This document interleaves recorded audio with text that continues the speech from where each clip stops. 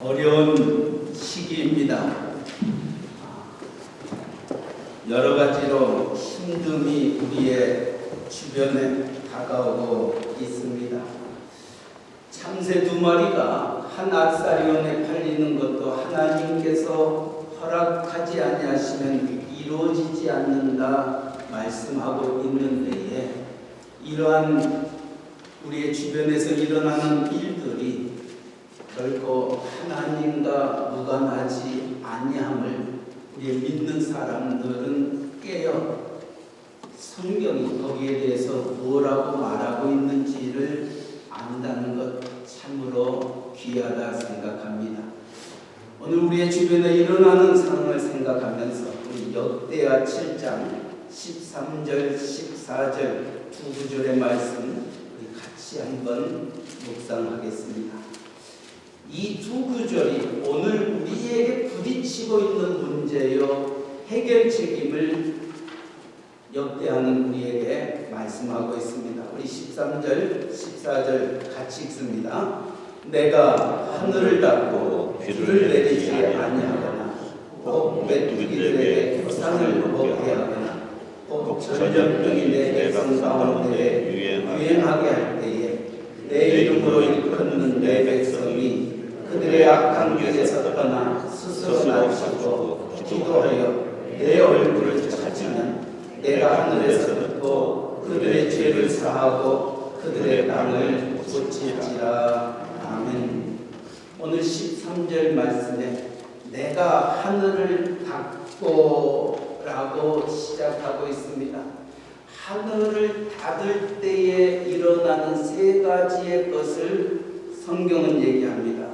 비를 내리지 아니하거나 혹 메뚜기들에게 토산을 먹게 하거나 혹 전염병이 내 백성 가운데에 유행하게 될 때에 라고 말씀하고 있습니다. 하늘의 문이 닫히면 일어나는 현상들을 이렇게 기록합니다.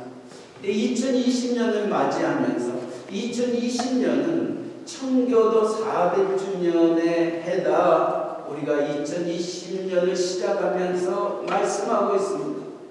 그렇다면 2020년 우리의 청교도의 우리의 신앙을 회복하는 한 해가 되기를 바라면서 우리가 오늘까지 다가왔는데에 이 1월, 2월, 3월을 맞이하면서 우리에게 일어나고 있는 세계의 여러 가지 현상들이 참으로 이해가 되어지지 않냐지만 또 하나 무섭게 성경이 지적하고 있는 일들이 일어나고 있음을 부인할 수가 없습니다.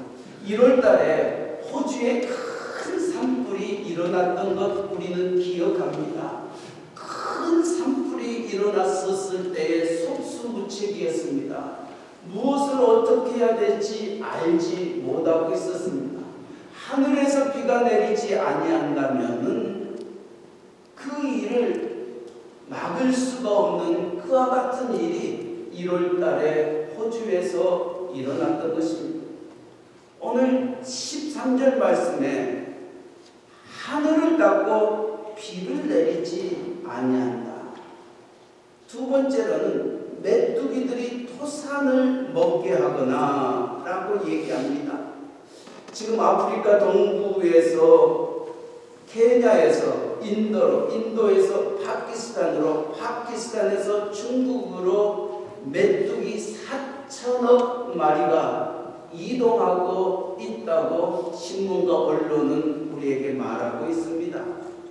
이 메뚜기 4천억 마리 이것을 지금 미국에서는 데저트 로커스트 사막의 메뚜기다 라고 얘기하고 있습니다. 그래서 세계 식량농업기구에서 이것을 조기에 통제하지 못하게 되면은 6월 말에는 500배 이상의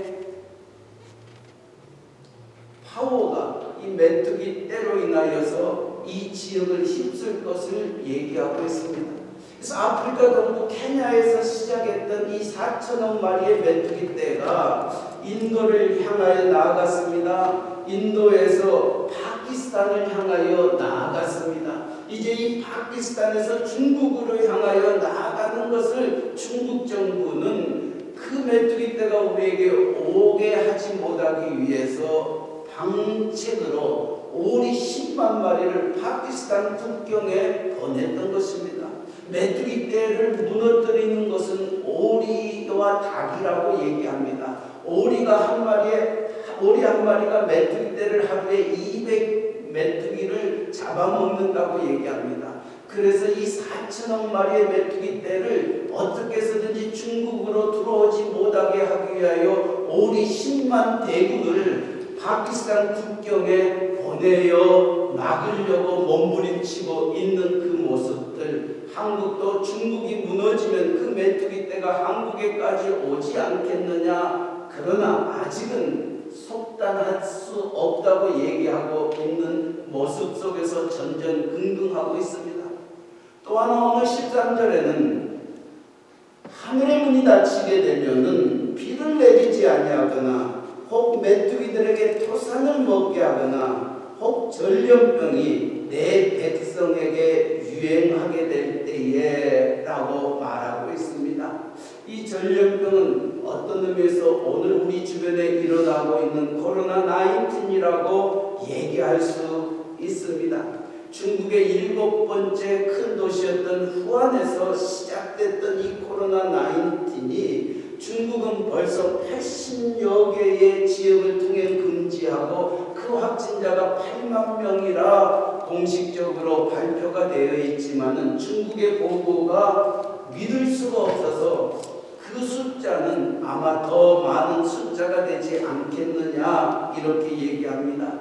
그 중국에서부터 시작했던 그 코로나 19이 한국으로 1월 20일에 들어왔습니다. 1월 20일 들어와서 47일이 지난 3월 7일자 신문에 의하니까 오늘 아침에 뉴스를 보니까 한국에도 확진자가 7,313명이고 죽음에 이르는 자가 50명에 이르렀다고 말하고 있습니다. 일본도 7일째 신문에 의하면 1157명의 확진자가 있고 그 중에 13명이 사망을 했다 기록하고 있습니다.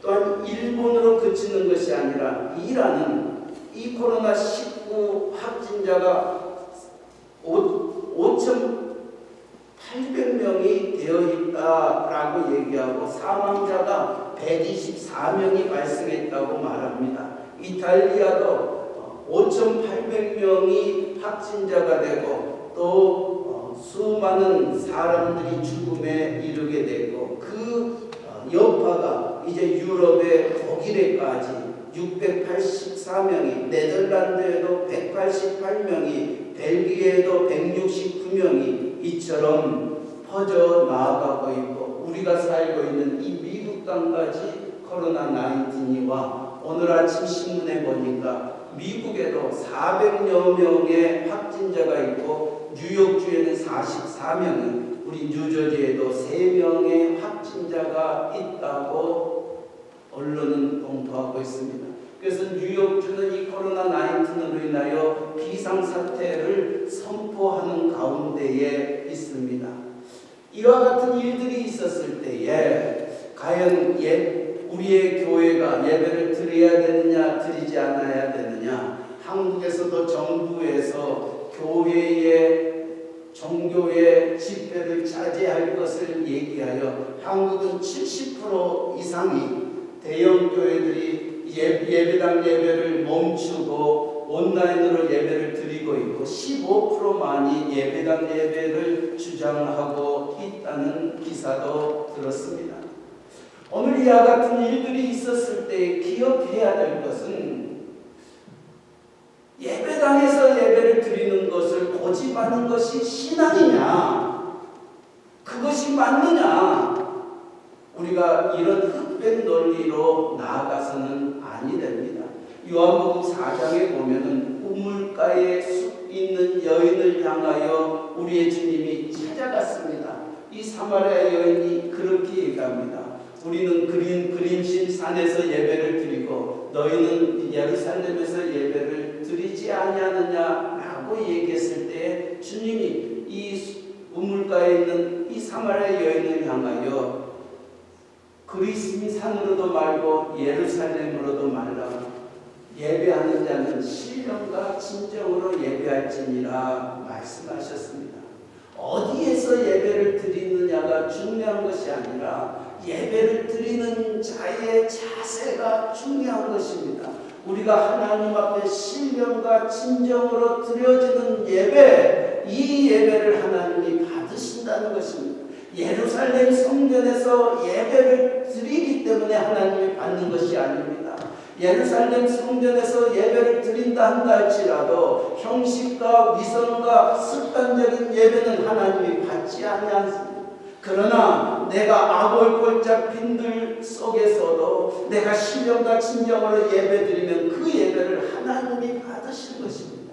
그래서 교회에 참석하느냐 참석하지 않느냐 이것으로 우리가 그 사람이 신앙이 있다 없다 이렇게 판단하지 마시기 바랍니다.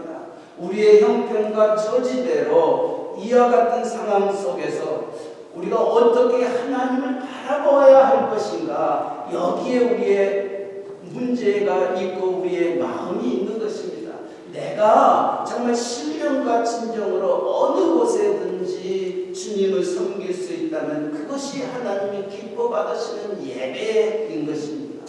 그러나 오늘 주의 날을 맞이하여서 우리가 하나님 앞에 나와 예배를 드리는 데에 왜 오늘날 같은 이와 같은 일들이 우리에게 생겨지는가? 특별히 코로나19과 같은 전염병이 유행하고 있는 이와 같은 일들을 바라보면서 우리의 믿는 사람들은 이런 것들을 어떻게 바라보아야 할 것인가? 성경은 구약에서도 신약에서도 약 60여 번에 거쳐서 이 온역과 전염병으로 인하여 수많은 사람들이 죽음에 이르게 됐던 것을 기록하고 있습니다.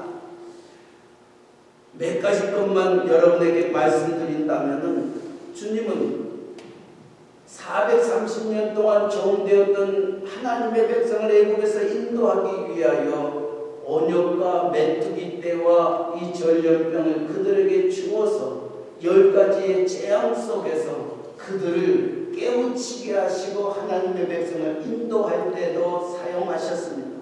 또한 사무엘하 24장 15절 말씀에는 다윗이 인구조사를 함으로 말미암아 그 백성들이 온역과 연병으로 인하여 7만 명이 죽음에 이르게 되고, 또 민수기 25장 8절 9절에서는 하나님의 백성들이 이방인들과 음행함으로 2만 4천 명이 죽었다는 기록이 남아 있습니다. 신약에서도 우리의 주님이 감람산에서 말씀하실 때 종말에 이와 같은 일들이 일어날 것을 말합니다. 말세에 나타날 징조로 첫째 큰 지진과 기근과 언역이 있겠다. 그리고 무서운 일과 하늘로서 큰 징조들이 있을 것을 말씀하고 있습니다. 말세가 가까울수록 하늘의 징조가 언역과 전염병으로 인하여 수많은 사람들이 힘들고 어려움이 있을 것임을 말씀하고 있습니다.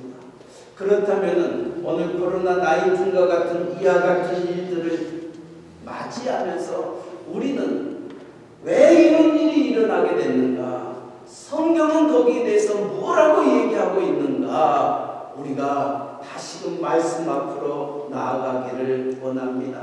오늘 역대하 7장 13절에는 분명히 이렇게 말합니다.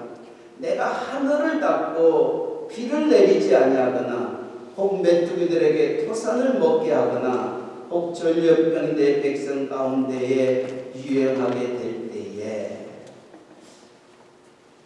여러분들이 성경을 읽으면서 특별히 이 부분에 밑줄을 좀 치시기 바랍니다. 내가 하늘을 닫고, 하늘을 닫는다는 그 말은 어떤 개인에게 어려움이 닥치는 것이 아니라 공동체, 국가, 어떤 의미에서 모든 인류에게 이와 같은 일이 일어나게 될 것임을 말씀하고 있습니다.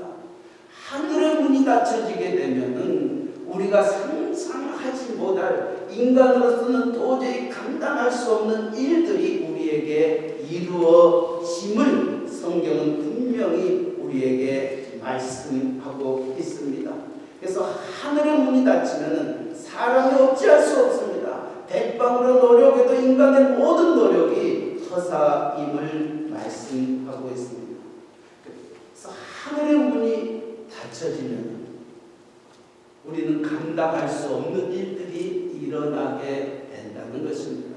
꼭 코로나19 사건뿐만이 아니라 오늘 여러분의 삶 속에 이렇게 저렇게 부딪히고 있는 힘듦과 어려움이 부딪힐 때마다 왜 하나님이 내게 이런 힘듦과 어려움을 주시는가?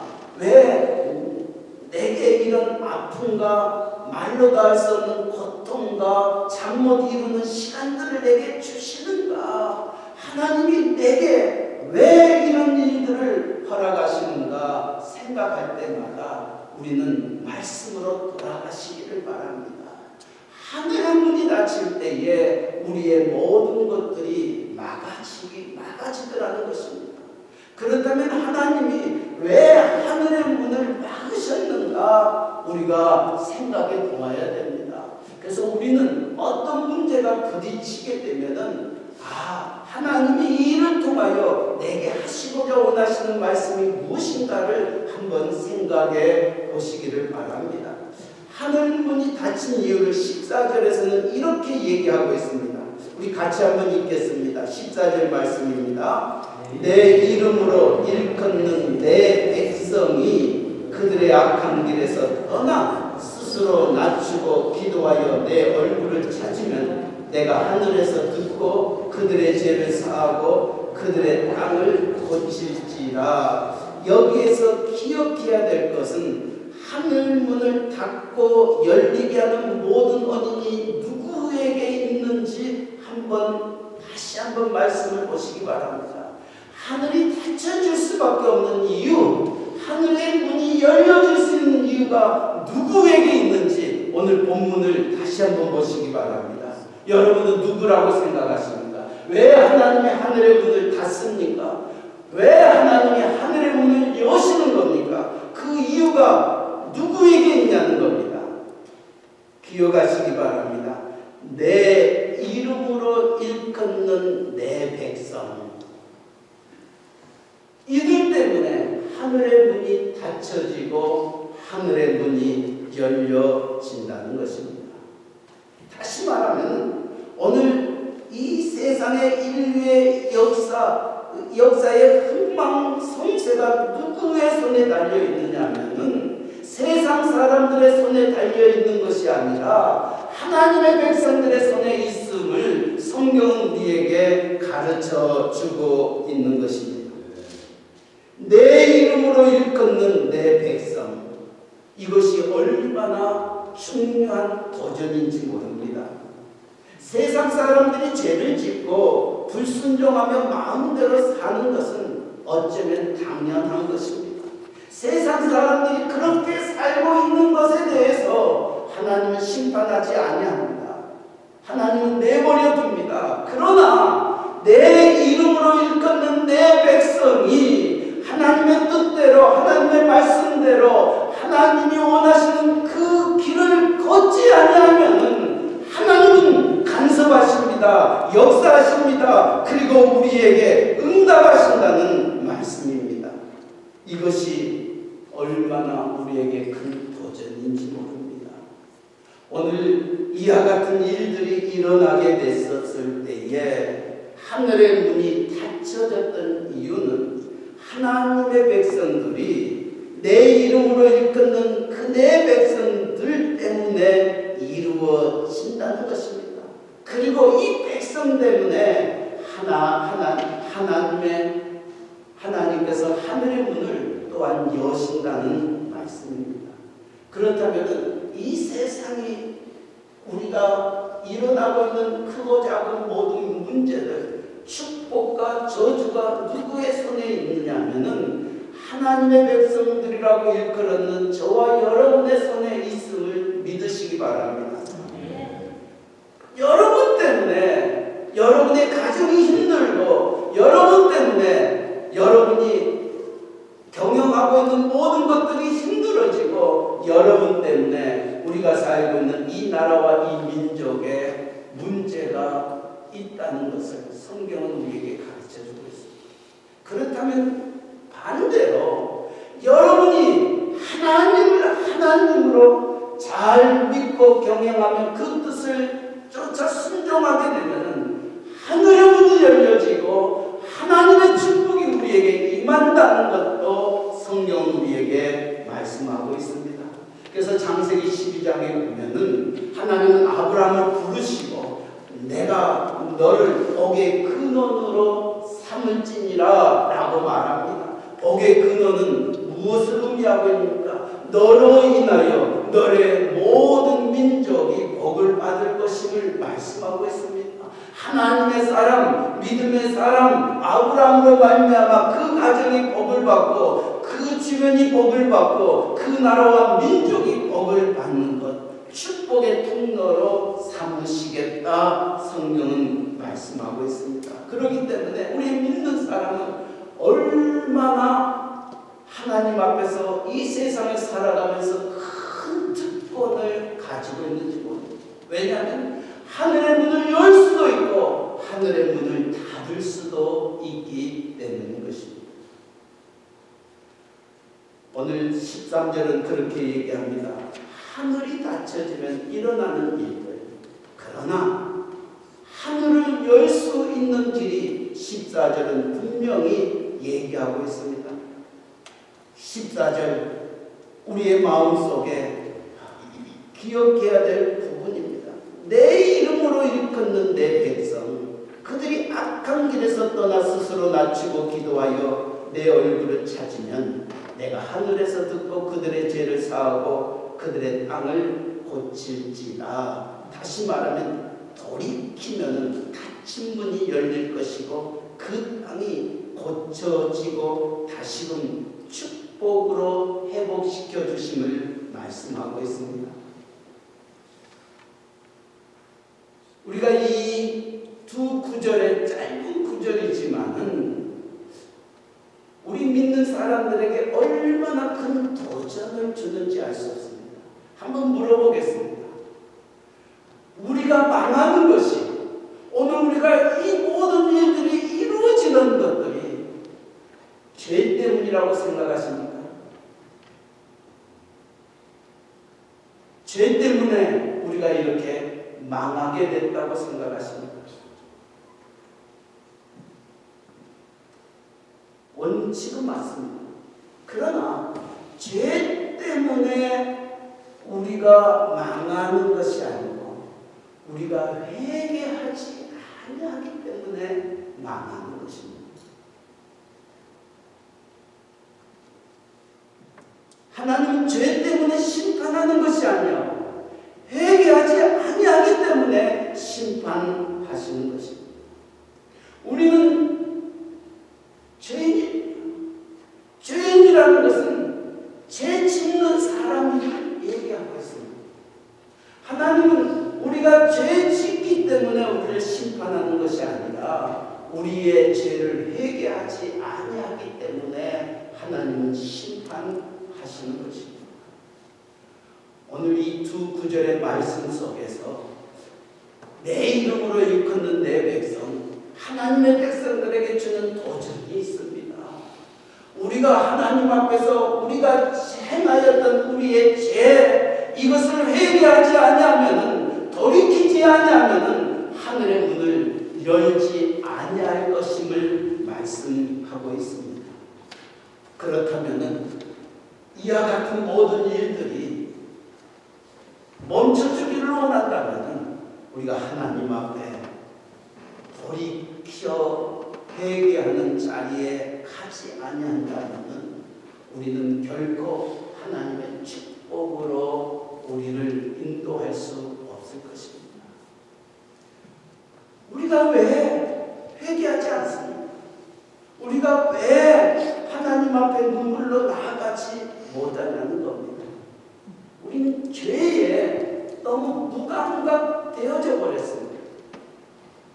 우리가 처음 죄를 지었을 때는 두렵습니다.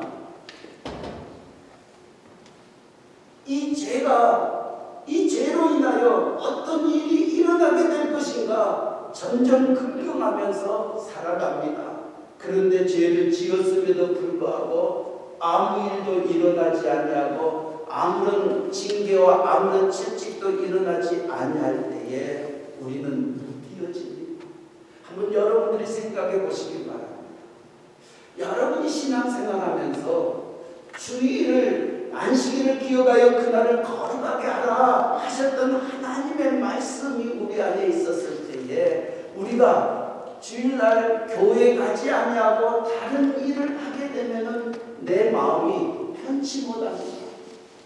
오늘 꼭 무슨 일이 일어날 것 같은 그런 느낌도 종종 듭니다.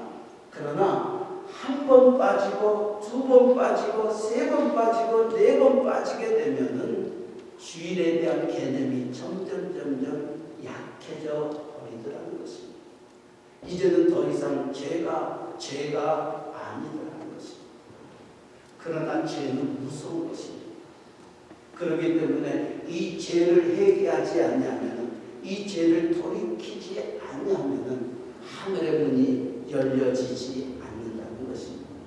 오늘 여러분의 삶 속에 정말 여러분이 겪고 있는 이 코로나19 뿐만이 아니라 여러분에게 부딪히고 있는 크고 작은 일들을 가만히 놓고 볼 때에 내가 하나님 앞에서 무엇을 회개해야 할 것인가 한번 생각해 보시기 바랍니다. 그 문제가 해결이 되면은 여러분의 모든 문제가 하나님께서 아름답게 해결의 춤을 체험하게 될 것입니다. 이것이 성경입니다. 오늘날 교회에서도 죄에 대해서 얘기하면, 여러분이 죄인이라고 얘기하면은, 회개하라고 얘기하면은 듣기가 싫습니다. 좋은 얘기만 듣고 싶습니다. 하나님은 사랑이라고, 하나님은 너희 여러분을 축복해 줄 것이라고 이와 같은 얘기를 듣고 싶어 합니다. 그러나 성경은 그것만을 얘기하고 있지 아니합니다. 여러분이 축복받기를 원한다면, 여러분이 정말 잘 되기를 원한다면 우리가 갖는 이 죄의 문제를 해결하지 아니하고는 결코 그 축복이 임하지 아니한다는 것. 그래서 이 죄의 문제가 얼마나 우리 믿는 사람들에게 민감하고 중요한지 모릅니다. 그것 때문에 예수님께서 이 세상에 오시고, 그것 때문에 예수님께서 십자가에 못 박혀 피 흘려 돌아가셨던 것입니다. 이 죄의 문제가 해결되지 아니하면 결단코 우리에게 축복이 없음을 성경은 말씀하고 있습니다. 그렇기 때문에 잠언서는 이렇게 말합니다. 자기의 죄를 숨기는 자는 형통하지 못하나 죄를 자복하고 버리는 자는 불쌍히 여김을 받으리라.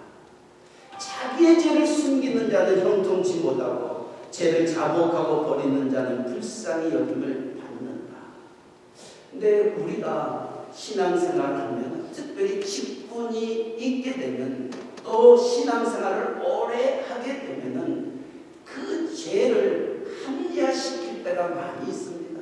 죄를 숨기려고 합니다. 또 그 죄를 정당화하려고 합니다. 이것은 죄인들이 갖는 특성이요 습관인 것입니다. 하나님의 형상으로 아담과 하와를 창조하셨습니다. 따먹지 말라고 하는 실과를 아담과 하와가 따먹었을 때에 그들이 하나님 앞에서 행하였던 것들이 무엇인지, 그들은 무화과 나무의 잎을 가지고 자기의 죄를 가렸던 것입니다.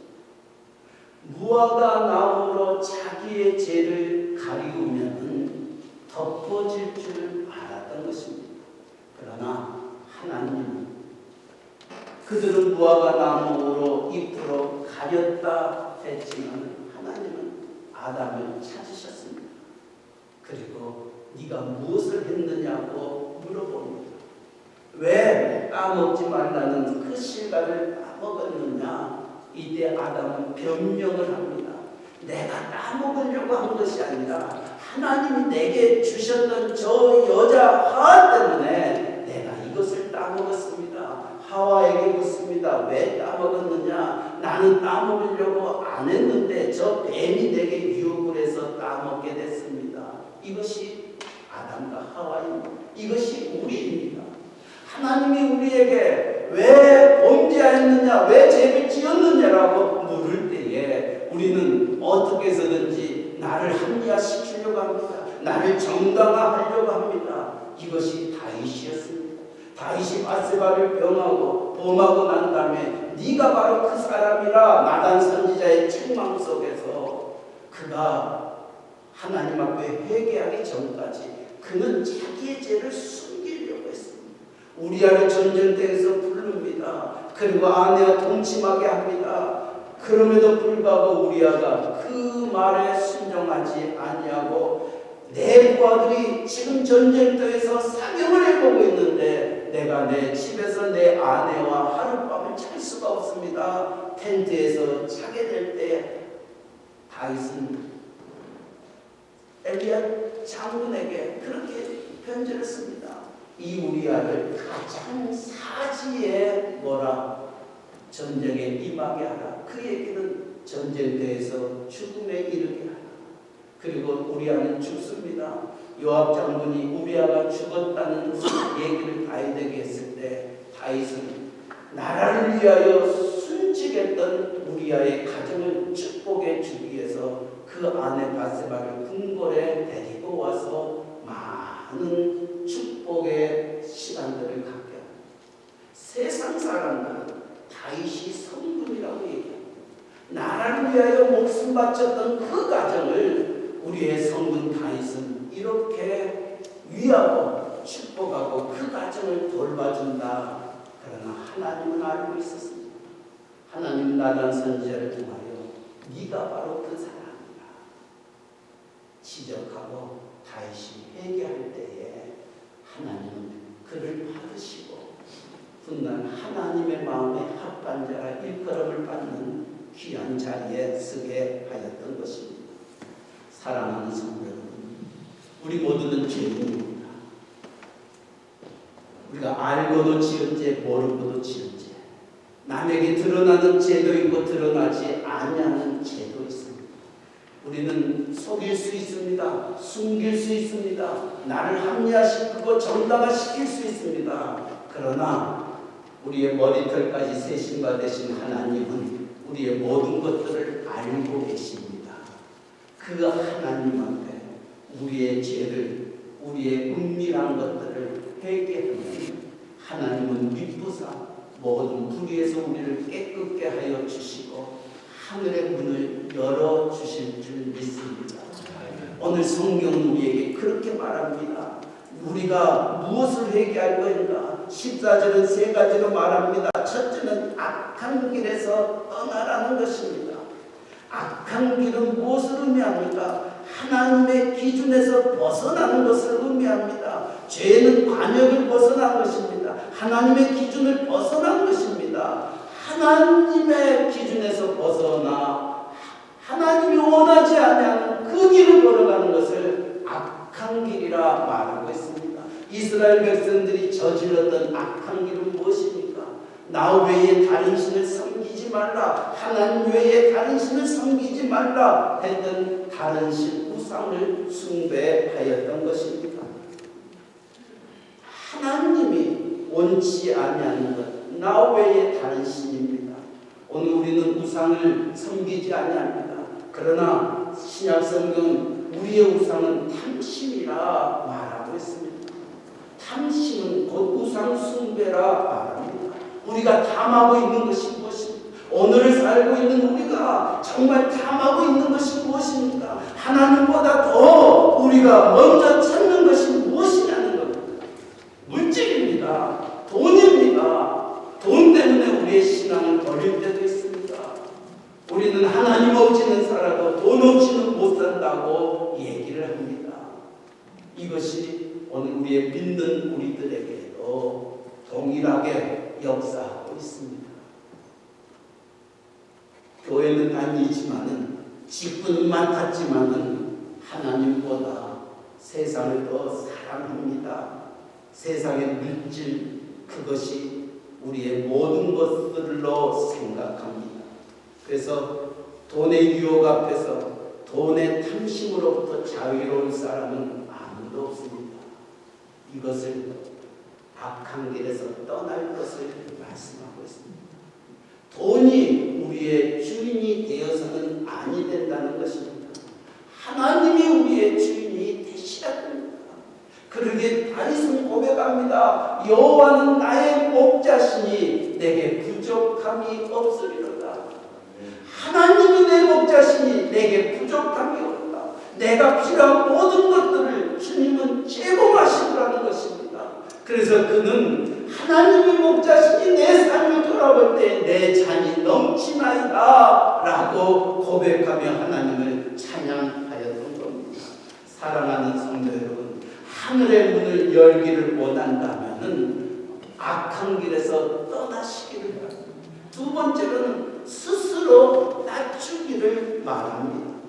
하나님이 또 하나 싫어하는 것이 있다면 교만입니다. 교만은 패망의 선봉이라 말하고 있습니다.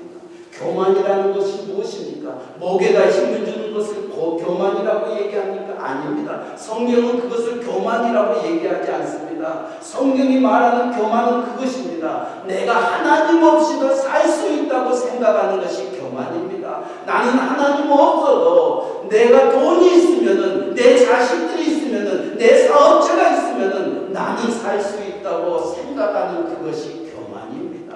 그러나 그 교만은 패망의 선봉이라고 말하고 있습니다. 왜 아담과 하와가 무너졌습니까? 이 교만함 때문입니다. 사탄이 와서 네가 이 나무의 실과를 다 먹기만 하면 내 눈이 밝아 하나님처럼 되리라 하는 그 유혹이 그로 하여금 망하게 하였던 것입니다. 그 실과를 따먹고 하나님처럼 되기를 원했던 그 교만함 때문에 아담과 하와가 망하게 되고 온 인류가 죄 아래에 쓰게 되었던 것입니다. 그렇기 때문에 오늘 선지자는 하나님은 하늘의 문을 열기를 원하느냐, 악한 길에서 떠나고 스스로 낮춰질 것을 말합니다. 교만하지 않아요. 그렇다면 거꾸로 그 교만의 반대말은 겸손입니다. 그 무엇이 겸손이냐는 거예요. 겸손은 이것입니다. 나는 하나님 없이는 못 삽니다. 나는 하나님만 의지합니다. 하나님이 떠나면은 나는 아무것도 아닙니다. 이것이 겸손입니다. 그러기에 시편 127편도 여호와께서 집을 세우지 아니하시면 세우는 자의 수고가 헛되고 여호와께서 성을 지키지 아니하시면 파수꾼의 경성함이 허사로다. 하나님이 내 가정을 지켜주지 아니하시면, 하나님이 내 자녀들을 지켜주지 아니하면, 하나님이 내 사업자를 지켜주지 아니하면 우리는 아무것도 할 수 없습니다. 고백하는 것이 겸손입니다. 하나님은 우리에게 그것을 원하고 계십니다. 네가 악한 길에서 떠나고 스스로 낮추어지고 마지막 세 번째로는 하나님의 얼굴을 찾으라는 것입니다. 이 얘기는 back to the Bible, 다시금 하나님 안으로 돌아오라는 것입니다. 하나님 안으로 돌아올 때에 하늘의 문이 열려지고 하나님이 우리의 모든 것들을 회복시켜 주십니다. 오늘 14절은 그렇게 말합니다. 하나님이 어떻게 회복해 주십니까? 그렇게 말합니다. 내가 하늘에서 듣고 그들의 죄를 사하고 그들의 땅을 고칠지라. 이 얘기는 모든 것들을 회복시켜 주시겠다는 약속입니다. 오늘 우리에게 부딪히고 있는 크고 작은 일들을 바라보면서 성경은 거기에 대해서 뭐라고 얘기하고 있는가? 이 모든 일이 누구에게 달려있는가? 내 이름으로 일컫는 내 백성. 오늘 저와 여러분을 의미하고 있습니다. 오늘 한국의 교회들을 향하여 말씀하고 있습니다. 청교도 400주년을 맞이하는 미국의 교회들을 향하여 말씀하고 있습니다. 교회가 다시금 하나님 앞으로 돌아오지 아니하면 하늘의 문이 닫혀짐을 우리에게 가르쳐주고 있습니다. 그러나 지금이라도 너희가 이 악한 길에서 떠나고 스스로 겸비하여 하나님의 얼굴을 찾게 되면은 하나님이 이 땅을 회복시켜 주실 것이다. 이 땅을 축복해 주실 것이다 말씀합니다. 2020년 정말 청교도 400주년을 맞이하면서 먼저는 우리가 또 우리의 교회들이 미국의 교회들이 잃어버렸던 청교도적인 신앙을 회복하면서 하나님 앞에 다시금 말씀 앞으로 돌아가며 우리의 죄가 하나님 앞에 회개되어질 때에 거기에 축복이 있고 거기에 은혜가 있고 하나님의 크신 영광이 있는 것입니다. 이 모든 일들을 다시 한번 돌이켜보면서 정말 남은 생에 주님만 바라보기를 원합니다. 주님만 의지하기를 원합니다. 주의 뜻대로 살기를 원합니다. 힘들고 어렵지만 주 바라보겠습니다. 주님 의지하겠습니다. 주 앞에 온전히 쓰겠습니다. 기도하며 나아가는 자를 하나님이 어떻게 축복해 주실 것입니다. 지금은 내가 힘들고 어렵지만은 하늘을 돌아볼 때 하나님이 그 사망의 음침한 골짜기 속에서 나를 이렇게 세워주셨다고, 나를 이렇게 인도해 주셨다고, 이렇게 축복해 주셨다고, 이것이 나의 간증이 될 수 있기를 주님의 이름으로 간절히 축원합니다. 이 말씀 생각하면서 우리 다시 한번 주만 바라보는 저희들 되기를 원합니다. 우리 기도하는 마음으로 정말 다시 한번 이제는